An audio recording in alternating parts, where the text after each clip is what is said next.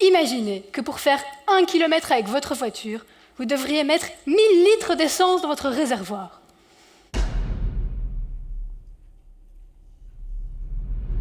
Ce serait pas très efficace, hein? Ça coûterait super cher et ça générerait une pollution incroyable. Bien, c'est exactement ce que fait l'industrie pharmaceutique pour produire les médicaments que nous consommons. Elle emploie des quantités astronomiques de matières premières et d'énergie, tout ça pour produire une infime quantité de médicaments qui sera noyée sous une tonne de déchets toxiques et polluants. Bon, rassurez-vous, j'ai la solution. En fait, dans notre corps, dans les arbres, dans les bactéries, dans tous les organismes vivants, se trouvent des toutes petites molécules extrêmement efficaces appelées enzymes.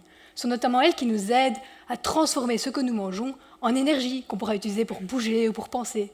Ou encore, elles nous aident à produire des substances très complexes, telles que des hormones, des anticorps et même des substances médicamenteuses. Et vous savez ce qui est vraiment génial avec les enzymes ? C'est qu'elles travaillent avec une vitesse folle, et pour cela, elles utilisent juste ce qu'il faut de matières premières et d'énergie. Il n'y a aucun gaspillage, c'est super efficace. Et quand une enzyme a terminé d'assembler un médicament, eh bien, elle est à nouveau disponible pour assembler d'autres fragments en médicaments. C'est trop bien.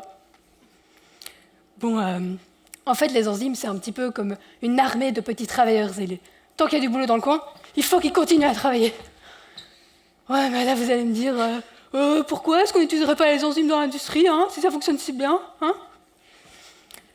En fait, pour que le procédé soit vraiment efficace, on voudrait pouvoir récupérer nos enzymes à la fin de la réaction. Et comme ça, on pourrait les réutiliser dans d'autres transformations et diminuer les coûts. Ah, mais on a un problème. C'est que les enzymes, elles sont tellement petites que c'est quasi impossible de les récupérer en filtrant. Elles passent systématiquement à travers les mailles de tous les filets, les filtres, les passoires. Et c'est là que j'interviens. Je colle les enzymes sur des blocs, des sortes de gros cailloux qui pourront être facilement récupérés à la fin de la réaction.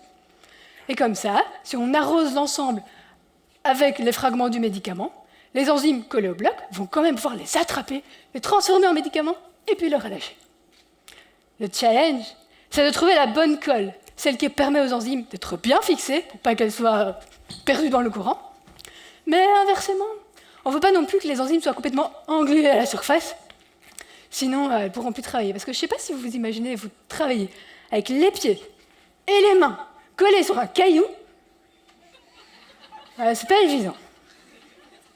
Le but de ma thèse, c'est donc de trouver la meilleure colle et de coller les enzymes dans les meilleures conditions.